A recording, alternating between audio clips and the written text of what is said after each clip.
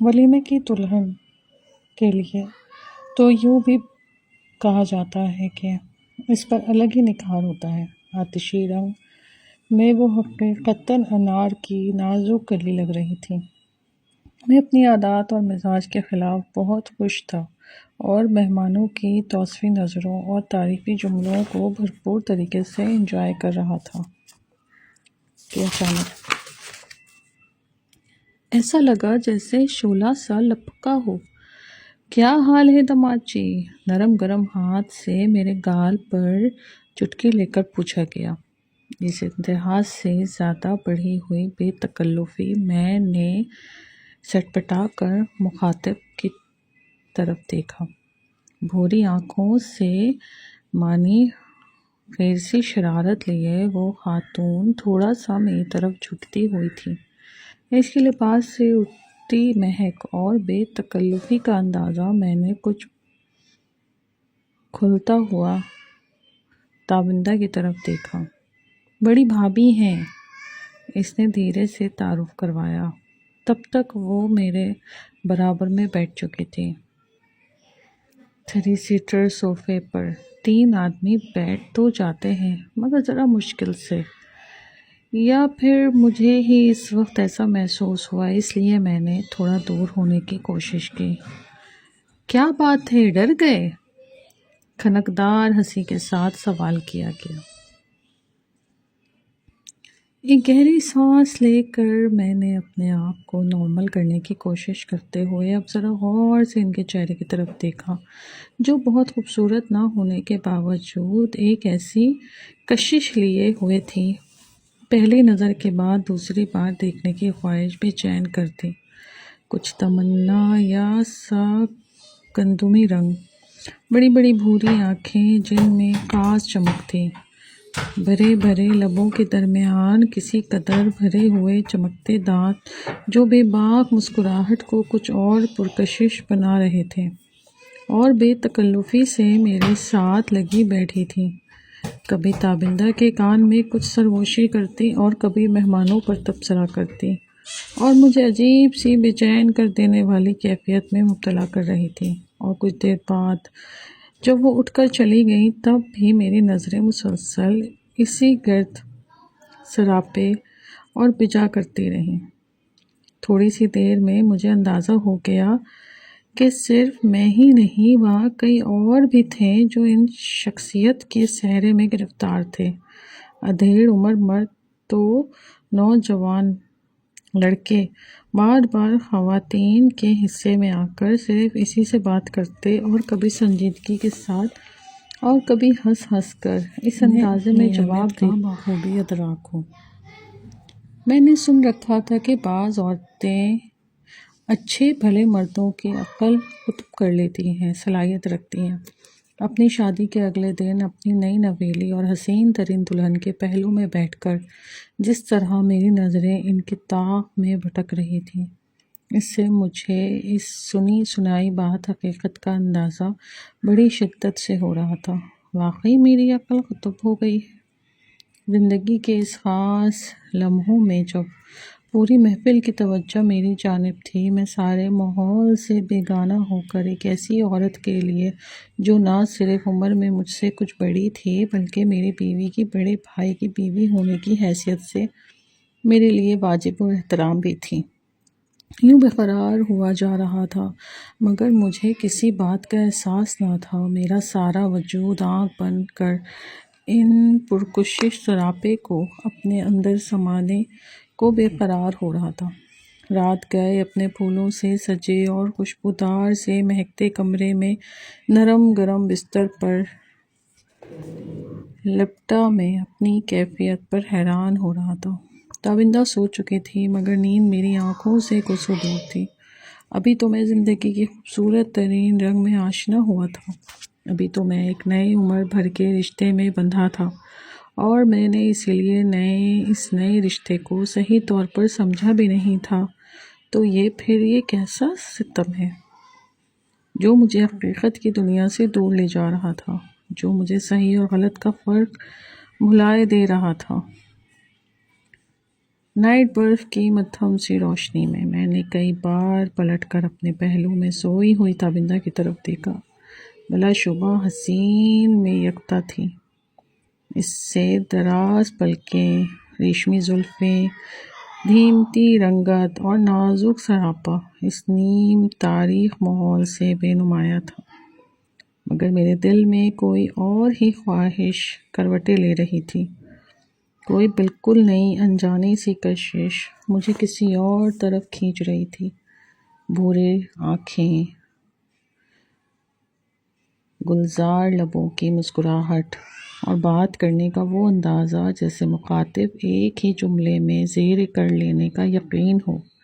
میری زندگی اب تک ایک سیدھی پختہ سڑک کی طرح تھی، جس میں نہ کوئی اونچ نیچ تھی، نہ کوئی دوہرا، اور اب اچانک میری تقریر مجھے بھٹکا کر نہ جانے کہاں لے جا رہی تھی۔ شادی کے ہنگامے سرد پڑ گئے، رشتہ داروں کے گھر میں ہونے والی دعوتیں بھی ختم ہو گئیں۔ تابندہ کے ساتھ ہر لحاظ سے خوشگن تھا، مگر ایک کلش تھی جو سب کچھ ہوتے ہوئے بھی ہر وقت بے چین رکھتی تھی، اور یہ بے چینی اس وقت اپنی انتہا کو پہنچ جاتی جب میں تابندہ کے ساتھ اس کے گھر جاتا، اور 2 بھائیوں کی اکلوتی بہن تھی، لہٰذا مجھے سسرال میں بھرپور پذیرائی ملتی، اور خاص طور پر داماد جی کہہ کر سب اس کی بڑی بھابھی اپنی بھوری آنکھوں میں ڈول کر مسکراتے ہوئے میری طرف کوئی چیز بڑھاتی تو میرا دل چاہتا کہ میں اس کا بڑھتا ہوا ہاتھ تھام لوں۔ یہ خیال ہی میرے وجود میں ایک سنسنی پھیلا دیتا، مگر دوسرے ہی پل میں اپنے آپ کو روکتا۔ آخر ایسا کیا تھا ثمینہ میں کہ جس کے لیے اپنے گھر کا ماحول، اس گھر سے ملنے والی ترتیب اور اخلاقیات کے سارے سبق بھولنے لگا تھا؟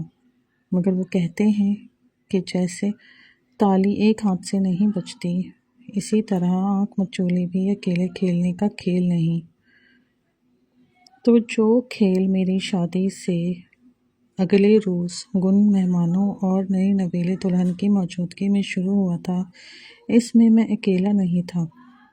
اس کی آنکھ، اس کی مسکراہٹیں، اس کی بے تکلفی سے میرے کاندھے پر ہاتھ رکھنا، کبھی میرے بالکل قریب آ کر کچھ کہنا، مجھے یہ احساس دلانے کے لیے کافی تھا کہ وہ بھی مجھ سے اسی انداز سے دلچسپی لے رہی ہے۔ تابندہ جب بھی میکے جانے کے لیے کہتی میں فوراً تیار ہو جاتا۔ گھر والوں کو بھی کوئی اعتراض نہیں ہوتا، اور آنے جانے کے لیے ملنے والی یہ آزادی شاید تابندہ کی خوشی کے لیے بہت کافی تھی۔ وہ یوں بھی بہت گھریلو لڑکی تھی، نہ اسے اپنی بے تحاشا خوبصورتی کا احساس تھا، نہ ہی میری طرف سے توجہ کی کمی کا گلہ۔ وہ تو بس اسی بات کو اپنی خوش نصیبی سمجھتی تھی کہ اسے مجھ جیسا خوش رواں اور خوش قامت مرد کا شوہر ہے۔ سسرال میں سب اس کے گرد تھے، اور میری اچھی آمدنی کی وجہ سے اس کی خواہشات کی تکمیل بھی بغیر کسی رکاوٹ کے ہوتی تھی۔ ایک تابندہ ہی نہیں، اس کے گھر میں بہت سادہ طبیعت کے تھے۔ اس کے دونوں بھائی حالانکہ بڑے بڑے عہدوں میں فائز تھے، مگر انداز میں ذرا بھی تکبر ظاہر نہیں ہوتا تھا۔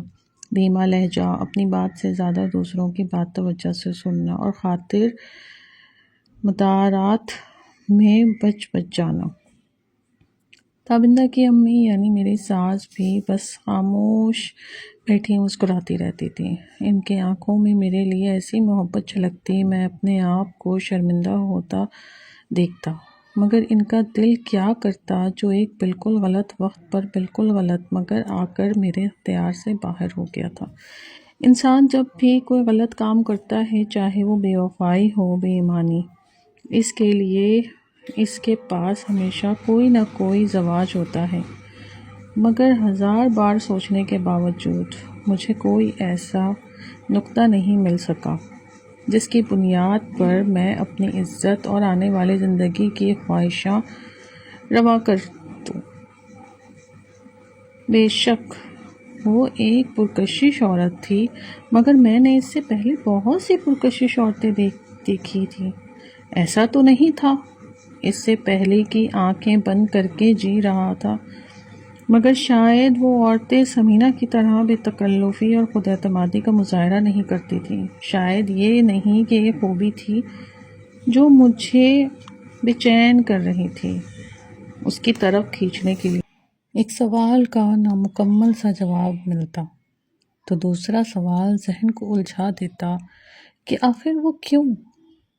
ایک گھردار والی عورت ہو کر مجھے اس انداز سے چیلنج کر رہی تھی جیسے مجھے ہرا کر اسے اپنی ذات کے حوصلے سے کسی یقین دہانی کا احساس ملنے والا ہو، یا پھر میری پہلی ملاقات کے رد عمل کی وجہ سے وہ مجھے کسی آزمائش میں ڈالنا چاہ رہی تھی کہ میں اس کھیل میں کہاں تک جا سکتا ہوں۔ پہلے دن ہی اسے دیکھنے کے بعد میرے چہرے کے جو تاثرات ہوئے تھے وہ کوئی اور سمجھے نہ سمجھے ایک عورت ہونے کی حیثیت سے وہ تو جان ہی گئی ہوگی۔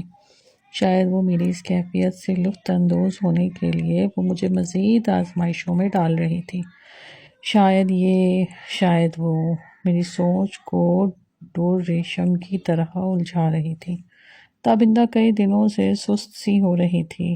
صفیہ باجی کی تیز نظریں فوراً معاملات کو بھانپ گئی۔ آخر تم میں کب احساس ذمہ داری پیدا ہوگا؟ میرے گھر میں داخل ہوتے ہی انہوں نے مجھے آڑے ہاتھ لیا۔ کیوں؟ اب میں نے کیا کر دیا؟ میں نے حیران ہو کر پوچھا تو انہوں نے ایک معنی خیر نظر باندھے سے مرجھائے ہوئے چہرے پر ڈالی اور پھر مسکرا کر بولی، بھائی اپنی بیوی کو ڈاکٹر کے پاس لے جاؤ تاکہ ہمیں کوئی خوشخبری سننے کو ملے۔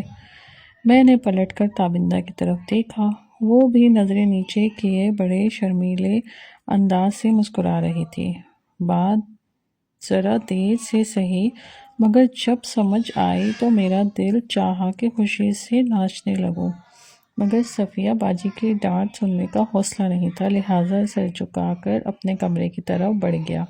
تابندہ کے نازک سے وجود کی وجہ سے ڈاکٹر نے اسے زیادہ چلنے پھرنے اور کام کاج سے منع کر دیا تھا۔